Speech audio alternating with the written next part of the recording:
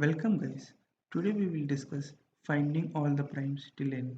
A prime number is a number which is divisible by 1 and itself. There are two popular methods for finding all the primes till n. One, sieve of Eratosthenes, which we will be discussing in this video. Two, sieve of Atkins, which is discovered by the famous mathematician in the field of number theory, Oliver Atkin. He is a doctoral student of Littlewood just like Srinivas Ramanujam was.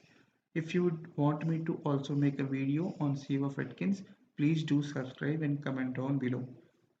Given a number n, we should find if it's prime or composite. If say n is 10, we should print composite as it has factors 2 and 5 other than 1 and itself.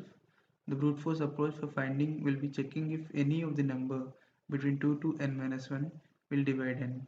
If it divides, then n is composite or else prime. The pseudocode for the brute force approach is given below. So we are looping from 2 to n minus 1 and checking if n is divisible by any of the I values. If yes, then we are printing composite number.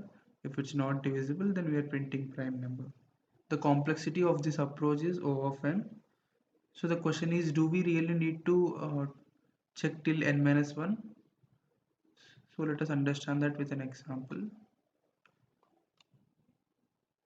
Any number, if we are writing in the multiples of two numbers like n equal to a into b, one multiple will be greater than or equal to root n and the other multiple will be less than or equal to root n.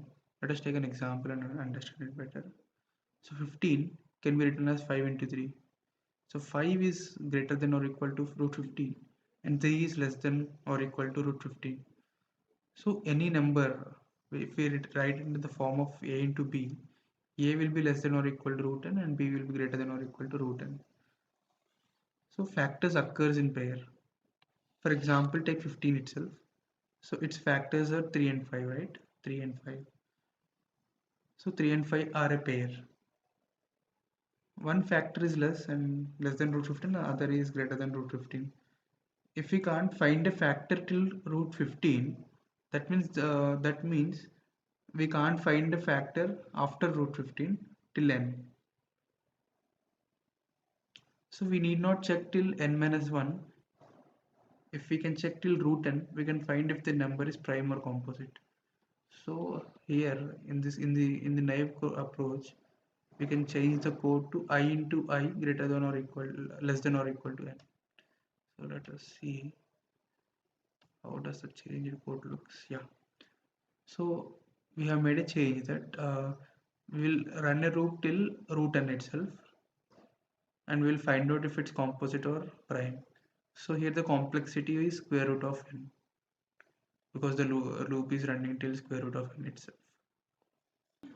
In the previous slide, we have seen given an n, we should say if n is prime or composite. Now we will look at given an n, find all the prime numbers till n. Let us say n is 100. So we have taken 100 boxes here. We should find all the prime numbers till 100. The idea is we'll mark all the composite numbers and the remaining unmarked numbers will be prime. So we will leave one is neither composite nor prime. So we'll start with 2. So we'll mark all the multiples of 2, which is 4, 6, 8, 10, 12, 14 as their composite numbers. So after marking, the list will be like this. So then after 2 we'll go to 3. 3 is unmarked, which means 3 is a prime number. So we'll mark all the multiples of 3. So which is 6 is already marked, 9, 12 is already marked, 15, 18 is already marked, 21 should be marked, and 24 and 27. So yeah. So then we'll go to 4. 4 is marked, which means 4 is a composite number. We can skip over it. We'll go to 5 then. So we are at 5. 5 is not marked. So we will go to the square of 5. 5 square is 25. We will go to 25 and we'll mark 25. 25 we have marked. Then we will add 5 to it. 25 plus 5 is 30 and 30 plus 5 is 35. We will mark 35. 35 plus 5 is 40. We'll mark 40, which is already marked here. 40 plus 5 is 45, 45 plus 5 is 50, 50 plus 5 is 55, we'll mark 55. So after doing that, the list will look like this. After 5 we will go to 6. 6 is a composite number, so we'll skip this. Then we will go to 7. 7 is a prime number, so as it is unmarked here, so we will go to the square of 7. So we will go to the square of 7, which is 49, and we will start marking from there. So we'll mark 49, which is a composite number, and 49 plus 7 is 56. We'll go to 56, and which is already marked, and 56 plus 7 is 63. We'll go to 63, which is already marked. 63 plus 7 is 70 is marked. 77 is not marked. We'll mark 77 as well. So the question is, why we are doing a square? Why are we not checking 14, 21, 28, 35? So why are we going to a square of the 7? Square of the prime number? Because we already know eh,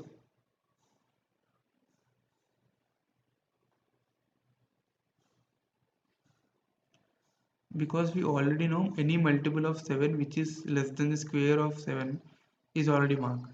Suppose 6 into 7. 6 into 7 is 42. See, 42 is already marked. How is this 42 marked?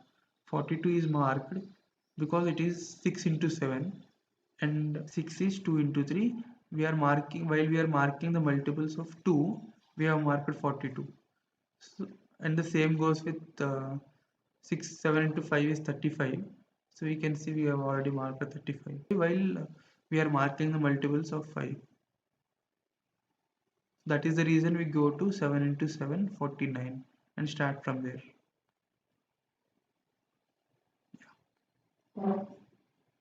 So 8 into 8, so we'll go to 8. 8 into 8 is 64.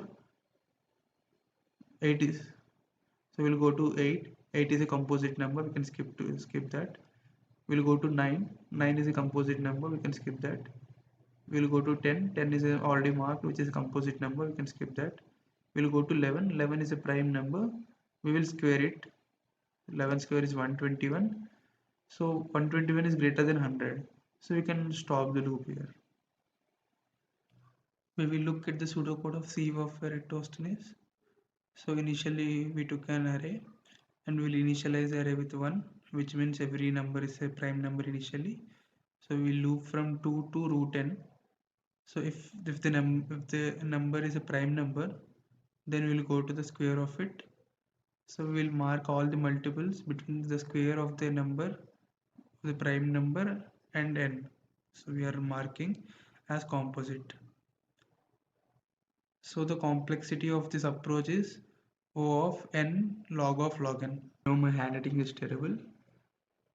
So the complexity of the algorithm is summation of n minus p square by p. So what is this n minus p square by p?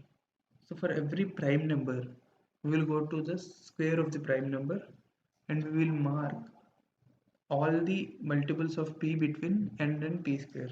So how many multiples we are going to mark between n and p square? So it is nothing but n minus p square by p. We are doing that for every prime number, right? So it is summation of n minus p square by p. Summation means that we are doing it for every prime number. So we are dividing it with p, which is summation of n by p minus p. We are ignoring the minus p part as we are calculating the big O notation. So we finally have n into summation of 1 by p. P is nothing but some prime number, right? So which is equal to n into 1 by 2 plus 1 by 3 plus 1 by 5. So what does this 1 by 2 plus 1 by 3 plus 1 by 5 plus so on up to number of primes results? Let us see a proof. What does this results to? There is this very interesting equation here. So which is like summation of n1 to infinity 1 by n equal to product of 1 by 1 plus p 1 by p plus 1 by p square plus 1 by p cube, so on. So what does this mean and how these both are equal?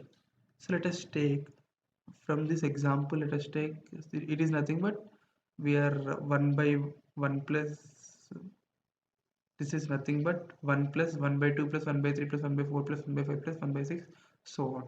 Right? Let us take one number from this series. Say suppose 1 by 30. Okay. So we took 1 by 30 from this series. Let us see what is the equivalent we get from this series. This is the product for every prime number. So we 1 by 30 is nothing but 1 by 2 into 1 by 3 into 1 by 5, and 2 and 3 and 5 are the prime numbers. We can pick 1 by 2 from one product part, and 1 by 3 from one product part, and 1 by 5 from one product part, and we can multiply them. We will get 1 by 30 itself. And for example, one more example we'll take n is 1 by n is 1 by 50. So we will find an equivalent part here. So 1 by 50 is nothing but 1 by 2 into 1 by 5 square. We can find 1 by 5 square from 1 by p square, and 1 by 2 from 1 by p. So as this equation turns out to be true, it's a very interesting equation. So yeah, so this is nothing but a GP series, right? 1 by 1 plus p plus 1 by p square plus 1 by p cube is nothing but a GP series. So sum of infinity numbers in a GP is nothing but a by 1 minus r. So here r is nothing but 1 by p. So after this we will get xp 1 by 1 minus 1 by p. Then we will take a log on both sides. So we will get log of summation n1 to infinity 1 by n equal to log of xp by 1 minus 1p. So which is equal to minus summation of p log of 1 by 1 minus p.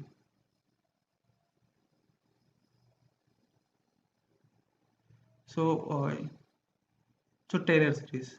Taylor series tells that log of 1 minus x is equal to minus x by minus 1 by 2 x square 1 by minus 1 by 3 x square. So we will substitute Taylor series. We will substitute Taylor series here.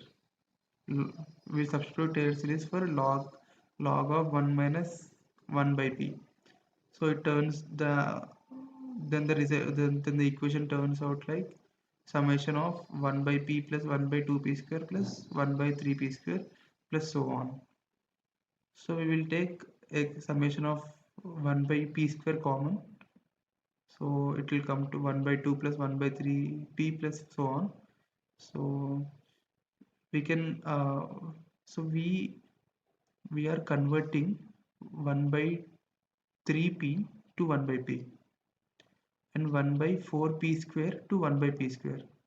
So we are adding some value here for our convenience, but we are changing this equal to symbol to greater than symbol. So we are constructing some upper bound to it. So again, this is the GP series, which is the sum to infinity is a by 1 minus r. So we're converting a by 1 minus r.